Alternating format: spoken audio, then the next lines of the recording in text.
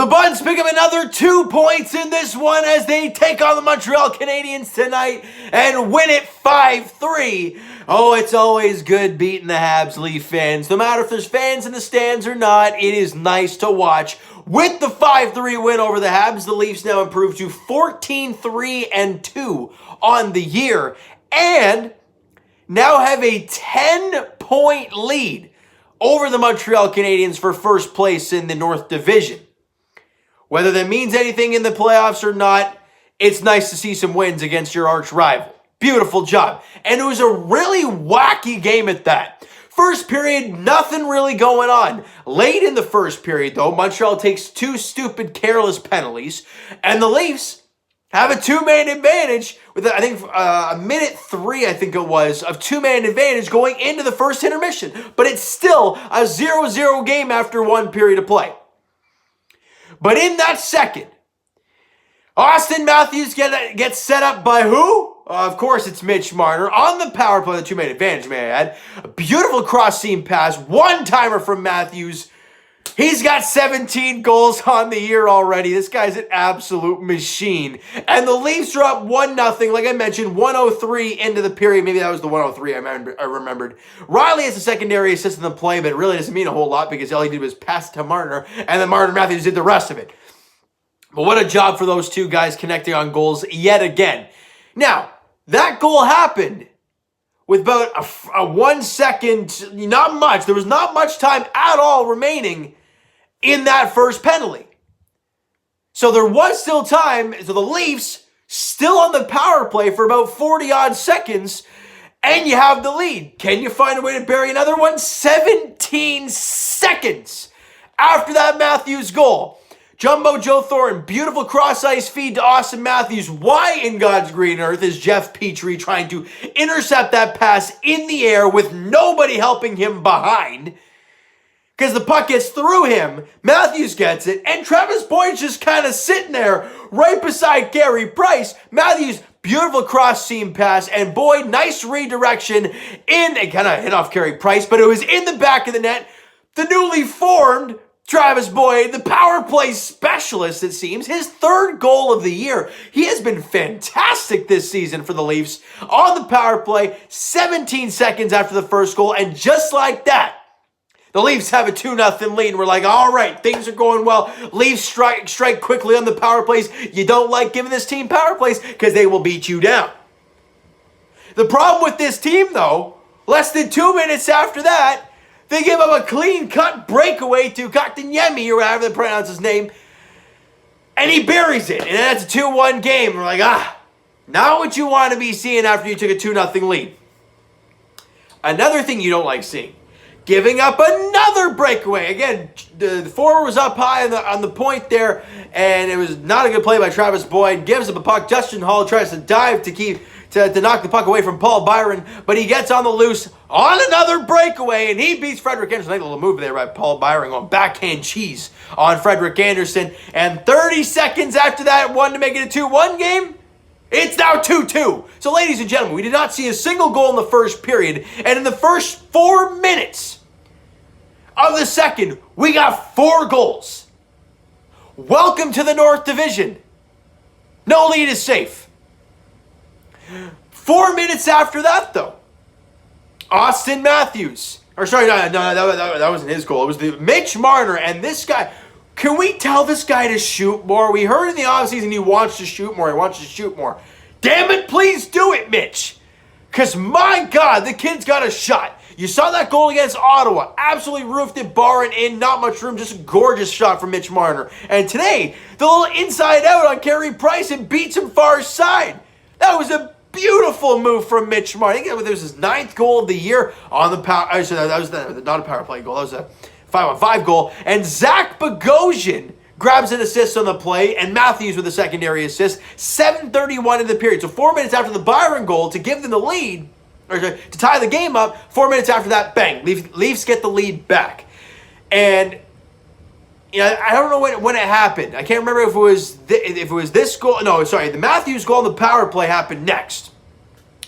And I was watching this game, and I was thinking to myself on that power play, man, Travis Boyd's been great for this team. But you know who's been even better? This guy, Austin Matthews, as he gets the puck at the top of the circle, curls, and with maybe a little bit of a screen in front from their own guy, but he just beats Carey Price short side. At this point, I've stopped, stopped thinking to myself, how does he do it? Because I'm just watching him do it. Matthews with his 18th goal of the season, second of the game. The Leafs now double up their lead. Yet again, it's now a 4-2 game.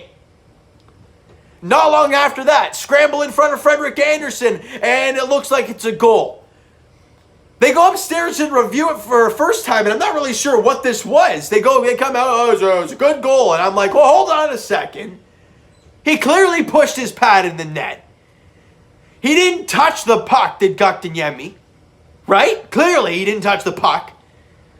Pushes the pad in the net, puck goes in. Where have we seen that before, Leaf fans? Jumbo Joe Thornton, couple games ago. Or was it the last game? I can't remember which one it was. He pushed it in the net of Matt Murray. They didn't count it.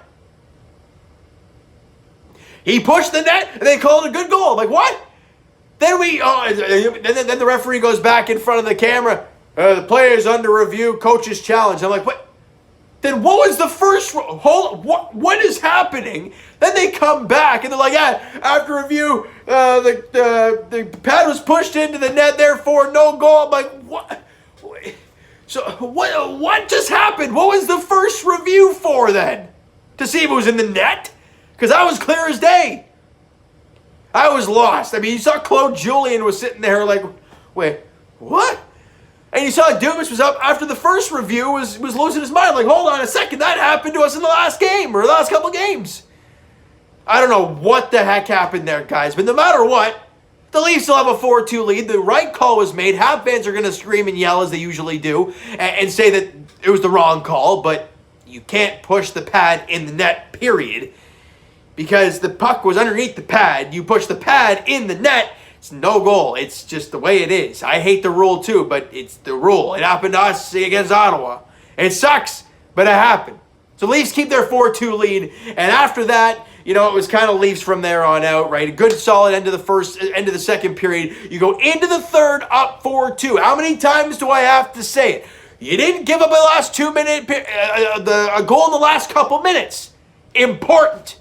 Because you go into the third period and nobody scores, right? There was no momentum build or anything for the Habs going into the third.